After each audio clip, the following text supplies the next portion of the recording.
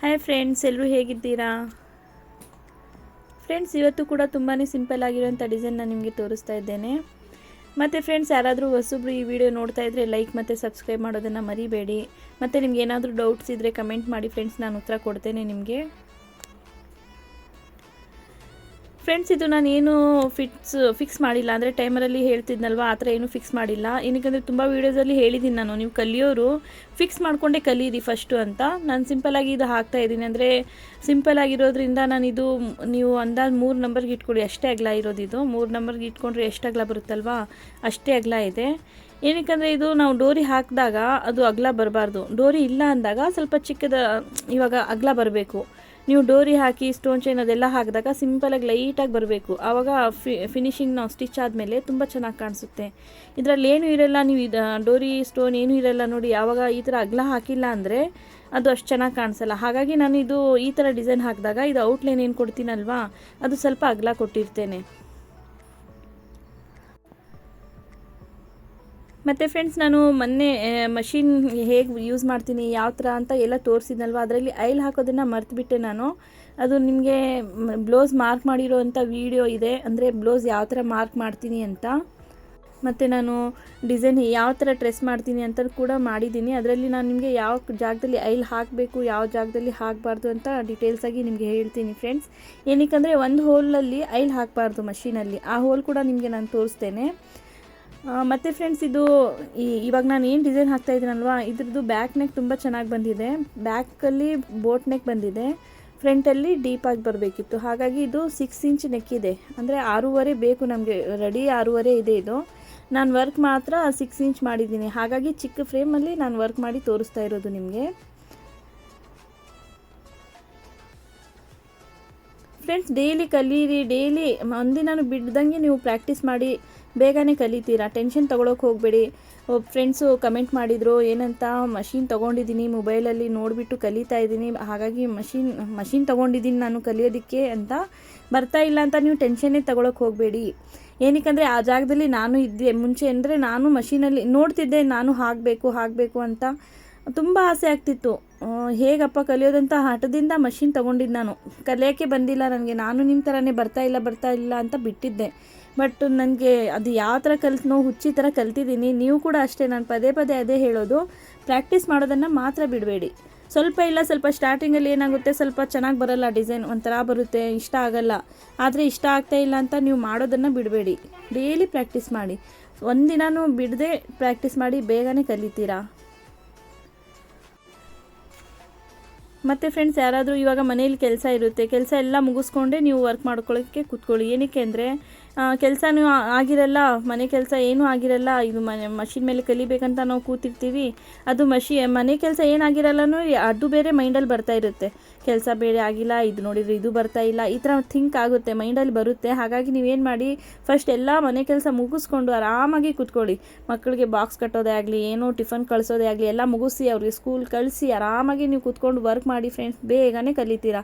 Tension ತೊಗೊಳಕ್ಕೆ ಮಾತ್ರ ಹೋಗಬೇಡಿ. ಏನಕ್ಕೆ ನನ್ನ ಅನುಭವದಿಂದ ನಾನು ಹೇಳ್ತಾ ಇದ್ದೀನಿ. ಏನಕ್ಕೆ ನಾನು ತುಂಬಾ ಕಷ್ಟಪಟ್ಟಿದ್ದೀನಿ ಫ್ರೆಂಡ್ಸ್, ನಿಮಗಾದರೂ ನಾನು ಹೇಳ್ತಾ ಇದ್ದೀನಿ, ಯಾರೂ ಹೇಳಲ್ಲ ಆ ಥರ. ಅಂದರೆ ಸುಮ್ಮನೆ ಇವಾಗ ಯೂಟ್ಯೂಬಲ್ಲಿ ನೋಡಿ, ನೀವು ಸರ್ಚ್ ಮಾಡಿ ವೀಡಿಯೋಸಲ್ಲಿ ಒಬ್ಬೊಬ್ರು ಯಾರೋ ಹೇಳ್ತಾರೋ ಬಿಡ್ತಾರೋ ಫಾಸ್ಟಾಗಿ ತೋರಿಸ್ತಾರೆ. ನಾನು ಕೂಡ ಅದೇ ತಪ್ಪು ಮಾಡ್ತಾಯಿದ್ದೆ. ಬಟ್ ನೀವೇ ನನಗೆ ಹೇಳಿದ್ದು ಈ ಥರ ವಾಯ್ಸ್ ಓವರ್ ಕೊಡಿ, ಕಲಿಯೋರ್ಗೆ ಈಸಿ ಆಗುತ್ತೆ ಅಂತ.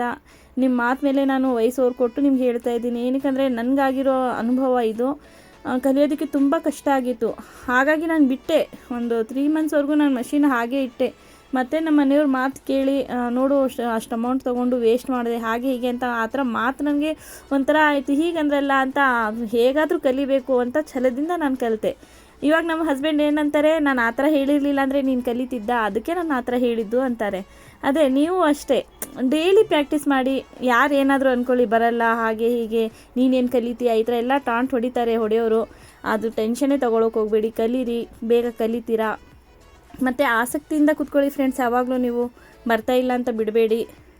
ಇದೇನಿಲ್ಲ, ಇನ್ನು ಬೇಸಿಕ್ ಸ್ಟಿಚ್ಚೇ, ಅದರಲ್ಲಿ ಏನು ಇಲ್ಲ. ನಾನು ನಿಮಗೆ ಇದು ನೆನ್ನೆ ವೀಡಿಯೋಸ್ ಏನು ಹಾಕಿದ್ನಲ್ಲ ಮಷೀನ್ ಬಗ್ಗೆ, ಅದರಲ್ಲಿ ತೋರಿಸಿದ್ದೀನಿ ನಾನು, ನೀಯಿಂದ ಯಾವ ಥರ ರೈಟಲ್ಲಿ ತೊಗೋಬೇಕು ಅಂತ.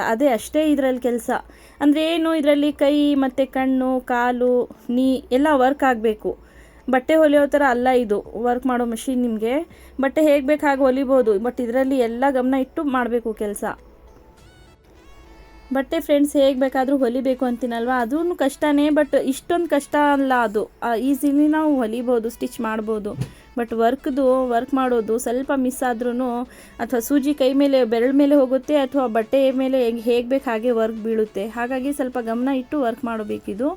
ನೀವು ಕೂಡ ಅಷ್ಟೇ ಈಸಿಲಿ ಕಲಿತೀರಾ, ಟೆನ್ಷನ್ ತೊಗೊಳಕ್ಕೆ ಬೇಡಿ. ಏನಕ್ಕಂದರೆ ಹೊಸ ಮಷಿನ್ ಯಾರು ತೊಗೊಂಡಿರ್ತೀರಲ್ವ ಅವರಂತೂ ಟೆನ್ಷನ್ ತೊಗೊಳಕ್ಕೆ ಹೋಗ್ಬೇಡಿ, ಬಂದೇ ಬರುತ್ತೆ ಒಂದಲ್ಲ ಒಂದಿನ.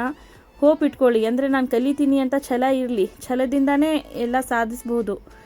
ಮತ್ತು ಫ್ರೆಂಡ್ಸ್ ಇದು ಕೂಡ ಅಷ್ಟೇ ನೋಡಿ, ನಾನು ಏನು ಡಾಟ್ಸ್ ಹಾಕ್ತಾಯಿದ್ದೀನಲ್ವ ಅದರಲ್ಲಿ ಕಾಣಿಸ್ತಾ ಇಲ್ಲ. ನಾನು ಫೋಟೋ ಅಪ್ಲೋಡ್ ಮಾಡ್ತೀನಿ, ಇದು ನಾನು ವೀಡಿಯೋ ಹಾಕ್ತಾ ಇರೋವಂಥದ್ದು. ಅವಾಗ ನಿಮಗೆ ಗೊತ್ತಾಗುತ್ತೆ ಯಾವ ಥರ ಕಾಣಿಸುತ್ತೆ ಇದು ಅಂದ್ಬಿಟ್ಟು.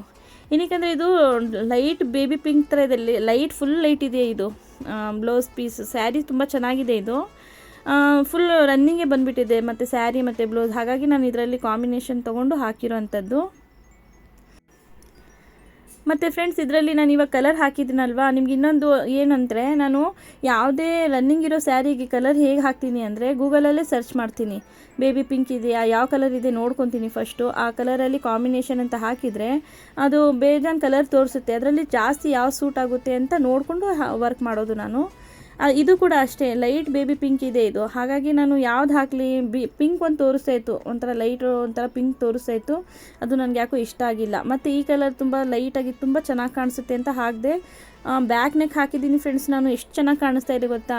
ಅದು ಕೂಡ ನಾನು ಅಪ್ಲೋಡ್ ಮಾಡ್ತೇನೆ ವೀಡಿಯೋ. ಅದರಲ್ಲಿ ವಾಯ್ಸ್ ಓವರ್ ಮಾಡಲ್ಲ, ಅದು ಲಾಂಗ್ ವೀಡಿಯೋ ಇದೆ. ಹಾಗಾಗಿ ಬಟ್ ನಾನು ಹಾಕಿದ್ದೀನಿ ನೋಡಿ, ನಿಮ್ಗೆ ಹೇಗೆ ಅನಿಸುತ್ತೆ, ಇಷ್ಟ ಆಯಿತಾ ಏನು ಅಂತ ಕಮೆಂಟ್ ಮಾಡಿ ಫ್ರೆಂಡ್ಸ್. ಮತ್ತು ನಿಮ್ಗೆ ಏನಾದರೂ ಕ್ವಶನ್ಸ್ ಇದ್ದರೆ ಕೇಳಿ, ನಾನು ಉತ್ತರ ಕೊಡ್ತೀನಿ. ಮೆಜರ್ಮೆಂಟ್ ಕೇಳ್ತಿರಲ್ವ, ನಾನು ಬೋಟ್ ನೆಕ್ ಯಾವಾಗಲೂ ಈ ಥರ ವರ್ಕ್ ಮಾಡಿದಾಗ ಫ್ರಂಟ್ ನೆಕ್ಕು 6 ಅಥವಾ 6:30 ಅಂದರೆ 6-6:30 ಅಷ್ಟೇ ಇಕ್ಕೋದು. ಏನಕ್ಕೆಂದರೆ ಬ್ಯಾಕ್ ಬೋಟ್ ನೆಕ್ ಇರುತ್ತಲ್ವ, ಆವಾಗ ಫ್ರಂಟ್ ನಾವು ಅಷ್ಟೇ ಇಡೋದು ನಾನು. ಮತ್ತು ಬ್ಯಾಕ್ ನಾನು ಏನು ಮಾಡ್ತೀನಿ ಗೊತ್ತಾ, 7 ಇಂಚ್ ಶೋಲ್ಡರ್ ಇರುತ್ತೆ, 7.5, 7 ಈ ಥರ ಇದ್ದಾಗ 3.25 ಅಥವಾ 3.25ವರೆಗೂ ನಾನು ನೆಕ್ ವಿಡ್ತ್ ತೊಗೊಂಡಿರ್ತೇನೆ. ಬ್ಯಾಕ್ ಆಯಿತು ಫ್ರಂಟ್ ಆಯಿತು ತೊಗೊಂಡ್ಬಿಟ್ಟು ವರ್ಕ್ ಮಾಡ್ತೇನೆ. ಮತ್ತು ಬ್ಯಾಕ್ ಏನು ನಾವು ಬ್ರಾಡ್ ಡೀಪ್ ತೊಗೊಳ್ತೀವಲ್ಲ, ಕೆಳಗಡೆ 3 ಇಂಚ್ ಬರಬೇಕು ಮತ್ತು ನೀವು ಹಿಂದ್ಗಡೆ ಯಾವ ಥರನಾದರೂ ವರ್ಕ್ ಮಾಡಿ, ಟ್ಯಾಗ್ ಕಟ್ಟೋದೇ ಜಾಗದಲ್ಲಿ ಆಯಿತು, ಟ್ಯಾಗ್ ವಿತೌಟ್ ಟ್ಯಾಗ್ ನೀವು ವರ್ಕ್ ಮಾಡುವಾಗ 3 ಫಿನಿಶಿಂಗ್ ಸೇರಿಸಿ 3 ಇಂಚ್ ಬರಬೇಕು ಬ್ಯಾಕ್ ಸೈಡ್ ನಾವು ಸ್ಟಿಚ್ ಮಾಡುವಂಥ ಬ್ಲೌಸು. ಅದೆಲ್ಲ ನೋಡಿಕೊಂಡು ನಾನು ವರ್ಕ್ ಒಂದು ಸರಿ ಪರ್ಫೆಕ್ಟಾಗಿ ಯಾರದೇ ಆಗಲಿ ಬ್ಲೌಸು ಕೂತಾಗ ನಾನು ಏನು ಮಾಡ್ತೀನಿ, ಅದೇ ಮೆಜರ್ಮೆಂಟ್ ನೆನ್ಪಿಟ್ಕೊಂಡು ಬರ್ಕೊಳ್ತೀನಿ, ಅಥವಾ ಬುಕ್ಕಲ್ಲಿ, ಅಥವಾ ಇಲ್ಲ ಇದು ಕರೆಕ್ಟ್ ಇದೆ ಅಂದಾಗ ಮೈಂಡಲ್ಲೇ ಇರುತ್ತೆ ಈ ಥರ ಅಂತ. ಹಾಗಾಗಿ ನಾನು ಅದೇ ಮೆಜರ್ಮೆಂಟಿಂದ ನಾನು ವರ್ಕ್ ಮಾಡೋದು. ಆವಾಗ ಈಸಿಲಿ ಸ್ಟಿಚಿಂಗ್ ಮಾಡುವಾಗ ಸ್ವಲ್ಪ ಏನಾದರೂ, ಇವಾಗ ನಾನು ಬ್ಲೌಸ್ ಕಟ್ಟಿಂಗ್ ಮಾಡ್ಕೊಳ್ಳಲ್ಲ ಸ್ಟಿಚಿಂಗ್, ಹಾಗೆ ಸುಮ್ಮನೆ ಅಂದರೆ ನೆಕ್ ಶೇಪ್ ಏನು ಕಟ್ಟಿಂಗ್ ಮಾಡ್ಕೊಳ್ಳಲ್ಲ, ಹಾಗೆ ಸುಮ್ಮನೆ ಇದು ಇಟ್ಬಿಟ್ಟು ಟರ್ನ್ ಮಾಡ್ತಾ ಇರ್ತೇನೆ.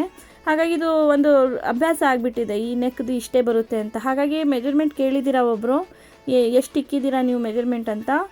3.25 ಅಥವಾ 3.25 ಫ್ರೆಂಡ್ಸ್ ಅಷ್ಟೇ. ಅಂದರೆ ಸೈಜ್ ವೈಸ್ ಇವಾಗ 34 ಅಥವಾ 38 ಸೈಜ್ ಇದ್ದಾಗ ನಾನು ಫುಲ್ ಶೋಲ್ಡರ್ ಬಂದುಬಿಟ್ಟು 7.5 ಇಕ್ತೇನೆ. ಮತ್ತು ಇದು ನೆಕ್ ವಿಡ್ತ್ ಏನು ಬರುತ್ತಲ್ವ, ಅದು ಬಂದುಬಿಟ್ಟು 3.25ವರೆಗೂ ಇಟ್ಟಿರ್ತೇನೆ ನಾನು. ಮತ್ತು ಫ್ರಂಟ್ ಅಷ್ಟೇ, ಫ್ರಂಟ್ ನೆಕ್ ಬಂದುಬಿಟ್ಟು ನಾರ್ಮಲ್ ಡೀಪ್ ಬರಬೇಕು. ಆವಾಗ ನಾನು 6.25 ಇಂಚು ಫ್ರಂಟ್ ನೆಕ್ ತೊಗೊಂಡಿರ್ತೀನಿ ಫ್ರೆಂಡ್ಸ್. ನೀವು ಕೂಡ ಟ್ರೈ ಮಾಡಿ ನೋಡಿ, ಚೆನ್ನಾಗಿ ಫಿನಿಶಿಂಗ್ ಜೊತೆ ಪರ್ಫೆಕ್ಟಾಗಿ ಬ್ಲೌಸ್ ರೆಡಿ ಆಗುತ್ತೆ ನೋಡಿ ಫ್ರೆಂಡ್ಸ್. ಹೇಗೆ ಅನಿಸ್ತು ಕಮೆಂಟ್ ಮಾಡಿ, ಮತ್ತು ಲೈಕ್ ಮಾಡಿ, ನಿಮ್ಮ ಫ್ರೆಂಡ್ಸ್ ಸರ್ಕಲಲ್ಲೂ ಶೇರ್ ಮಾಡಿ. ಇದೇ ಥರ ನಾನು ಮತ್ತೆ ಬೇರೆ ಬೇರೆ ಡಿಸೈನ್ಸ್ ನಿಮಗೆ ಶೇರ್ ಮಾಡ್ತಾ ಇರ್ತೇನೆ, ನೋಡೋದನ್ನು ಮಿಸ್ ಮಾಡದೆ ನೋಡಿ.